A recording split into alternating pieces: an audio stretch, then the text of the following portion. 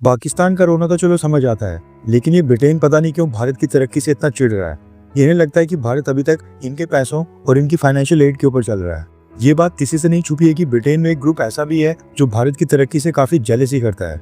ऐसे कई सारे ब्रिटिश थिंक टैंक्स और डिफेंस एक्सपर्ट्स हैं जिनको डिफेंस और स्पेस सेक्टर में भारत की सक्सेस, हमारी सफलता पच नहीं रही है। एंड इसके पीछे 3 बड़े रीजन हैं। पहला जीडीपी यानी कि देश की अर्थव्यवस्था, दूसरा स्पेस सेक्टर और तीसरा डिफेंस सेक्टर।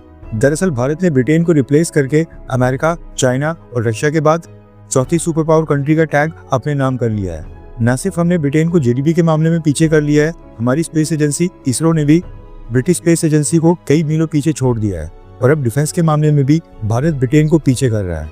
इसलिए ब्रिटिशर्स के मन में अभी भी ये थॉट है कि एक ऐसा देश जिसके ऊपर उन्होंने 200 साल तक राज किया, आज वही उनको इतने सारे सेक्टर्स में पीछे कर रहा है। पिछले साल जब भारत ने सक्सेसफुल मून मिशन किया था, उस समय ब्रिटेन ने कहा था कि भारत अभी भी उनके देश से फाइनेंशियल एड ले रहा है, लेकिन उसके बावजूद भारत ने स्पेस सेक्टर में ब्रिटेन को काफी पीछे छोड़ दिया है।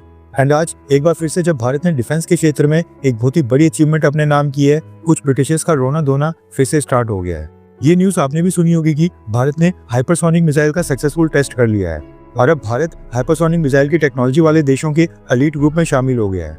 भारत के साथ साथ अमेरिका, रशिया और चाइना के पास हाइपरसोनिक मिसाइल्स की टेक्नोलॉजी है और ये तीनों देश अपनी हाइपरसोनिक मिसाइल्स को लगातार स्ट्रेंथन कर रहे हैं।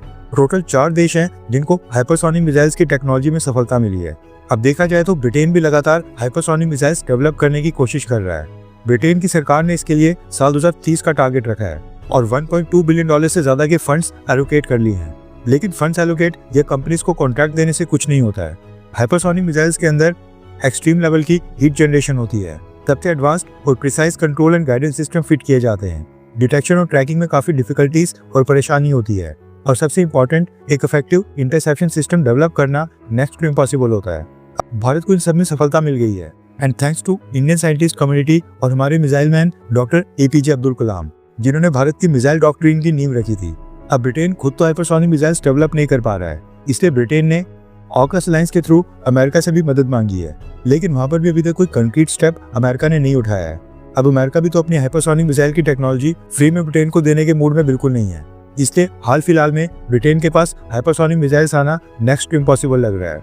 इसलिए भारत के टेस्ट के बाद कुछ ब्रिटिश एक्सपर्ट्स अब भारत से जलना स्टार्ट हो गए हैं। अब इन्हें विश्वास ही नहीं हो रहा है कि भारत के पास हाइपरसोनिक मिसाइल की टेक्नोलॉजी इनसे पहले कैसे आ सकती है।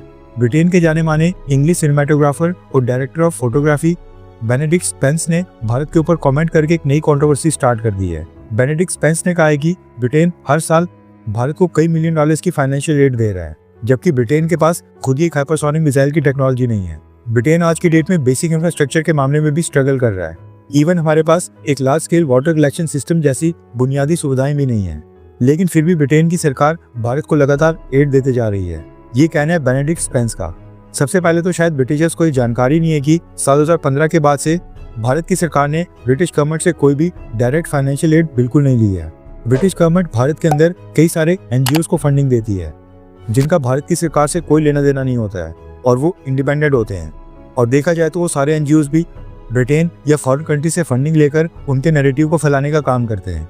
अगर बेनेडिक्ट स्पेंस या उनके जैसे ब्रिटिशर्स को इतनी प्रॉब्लम हो रही है तो ब्रिटिश गवर्नमेंट को भारत के NGOs की फंडिंग को रोक देना चाहिए। और आज की डेट में भारत सरकार फाइनेंशियल एड मांगती नहीं है, बल्कि दूसरे देशों को फाइनेंशियल एड देती है।